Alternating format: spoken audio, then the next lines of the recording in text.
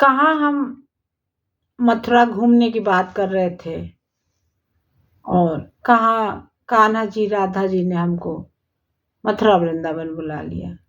कैसे हुआ, आपको मैं ये सत्य घटना बताती हूँ। बहुत पहले की बात है, बहुत पहले क्या 1980 के आसपास की बात है। 1980 भी नहीं, शायद 1982 की बात है, 1982 की बात है। एक दिन मैं और मेरी माँ आंगन में लेटे हुए थे। पहले सरकारी मकान बहुत बड़े मिला करते थे, आंगन बहुत बड़े रहा करते थे। गर्मियों का समय था, मैं और मेरी मम्मी लेटी हुई थी और मेरे पापा उस समय प्रयागराज आए हुए थे छुट्टी में। और प्रयागराज आने का क्या मतलब था ये हमको नहीं मालूम था, लेकिन जब वो वापस आए तो मेरी मम्मी को उन्होंने कुछ बताया। तो वो मम्मी ने मुझसे कहा कि सुषमा, पापा ये प्रयागराज गए थे, तुमको पता है किस लिए गए थे? तो हमने कहा क्यों गए थे? बोली कि ट्रांसफ़र के लिए, कि हम लोगों का यहाँ से ट्रांसफ़र हो जाए, क्योंकि एटा में हमको 8 साल हो गया था रहते हुए और ट्रांसफ़र कहीं ना कहीं होना था। तो पिताजी ने सोचा कहीं इधर उधर ना हो जाए, तो इसलिए पिताजी प्रयागराज गए। उन्होंने कुछ सोर्स लगाया और उनकी इच्छा थी कि हमारा जो प्रयागराज के जो बॉर्डर पे ज़िले हैं वहाँ ट्रांसफ़र हो जाए, जैसे मिर्ज़ापुर, प्रतापगढ़ और फतेहपुर सीकरी। कानपुर भी, लेकिन कानपुर तो नहीं हो सकता था क्योंकि कानपुर हम लोग रह चुके थे।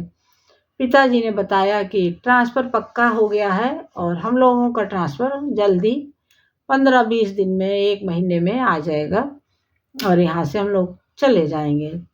तो मम्मी ने हमसे कहा, सुषमा यहाँ एटा से 100-125 किलोमीटर दूर पे मथुरा है और हम लोग कभी घूमने नहीं जा पाए। ये 8 साल यहाँ थे, क्योंकि पिताजी को पास समय भी नहीं रहता था, पुलिस में थे और इंस्पेक्टर, और घुमाने के भी इतने शौकीन नहीं थे। अब पहले इतना लोग ले भी नहीं जाया करते थे घुमाने टहलाने। तो मम्मी ने कहा कि मथुरा से पास में रहकर हम लोग नहीं जा पाए, अब इतनी दूर चले जाएंगे तो क्या आएंगे, और ये कह के वो रुआसी हो गई। और हमारा भी बहुत बचपन ही था। हमने कहा हाँ मम्मी, हमने ये भी कहा, क्योंकि मथुरा वृंदावन का इतना महत्व हमको तो नहीं मालूम था उस समय। इतना जानते थे कि गोवर्धन में भगवान ने पर्वत उठाया था और वृंदावन में रास रचाए थे, इतना हमको मालूम था, और बाकी तो हमको इतना महत्व नहीं मालूम था। उसके बाद मम्मी थोड़ा सा इस चीज़ को लेके मन में उनको उदासी रहने लगी कि हम लोग मथुरा वृंदावन अब कभी घूम नहीं पाएंगे। और ये कहकर 1 महीना बीत गया और जब 1 महीने के बाद जो ऑर्डर आया ट्रांसफ़र का, जो वो मथुरा आया।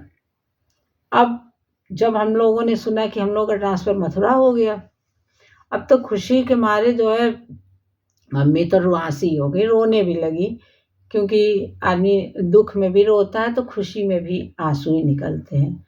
तो मम्मी तो बहुत खुश हुई, कहीं सुषमा भगवान, कहाँ हम लोगों ने घूमने के लिए सोच रहे थे कि हम लोग मथुरा घूमने के लिए जाएं, लेकिन कहाँ ट्रांसफ़र हो गया, वहाँ रहने ही जा रहे हैं। और इस तरह हम लोग मथुरा वृंदावन पहुँच गए। और आपको फिर इसके आगे की घटना भी बताऊंगी, क्योंकि जब मथुरा वृंदावन हम लोग पहुँच गए तो पहला ट्रांसफ़र मेरे पिताजी का मथुरा में हुआ।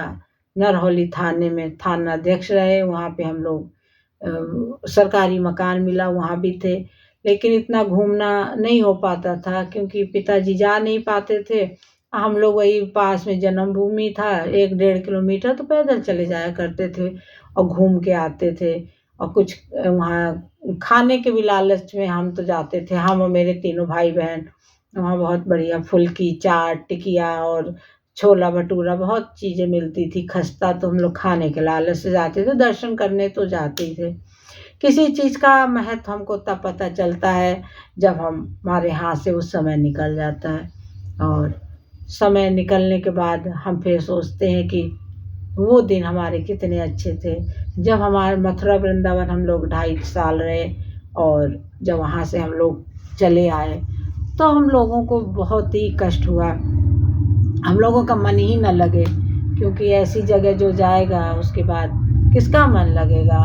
और इस तरह जो है हम लोग 1 साल मथुरा में ही थे और मथुरा से ही घूमने जाते थे, कभी जन्मभूमि जाते थे, कभी कोई हमारे रिश्तेदार आ गए तो वृंदावन जाते थे, गोवर्धन। बरसाना तुमको याद है कि एक बार गए थे, तो उस समय बरसाने का इतना बहुत बड़ा महत्व नहीं था जितना इस समय है। और फिर एक दिन जब हम लोग गिरिराज जी गए, और गिरिराज जी में जब हम गए, फिर वहाँ पर जो हुआ वो मैं आपको अगली वीडियो में बताऊंगी। जैसे मम्मी ने मेरे मन में मथुरा घूमने की इच्छा की तो मथुरा हो गया। फिर उसके बाद जब गिरिराज जी के वहाँ पे गिरिराज जी का महत्व उन्होंने समझा और वहाँ सुना परिक्रमा मार्ग का, तो फिर उन्होंने गिरिराज जी से कुछ मन में प्रार्थना की। क्या प्रार्थना की, फिर क्या हुआ, अगले वीडियो में मैं आपको बताऊंगी।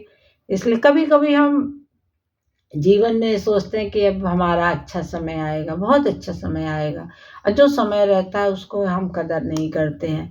और बाद में जब पता चलता है कि जो बीत गया है वही हमारा अच्छा समय था। तो बहुत अच्छे समय का कुछ घटनाएं हम आपको फिर लेकर आएंगे। जय सिया राम, राधे राधे। राधे राधे तो सबको बोलना भी पड़ेगा और सबको लिखना पड़ेगा, क्योंकि हम ब्रज की बात कर रहे हैं। जो भी हमारा ये वीडियो देख रहा है, और एक बार राधे राधे कमेंट तो करिए और बोलिए राधे राधे, राधे राधे।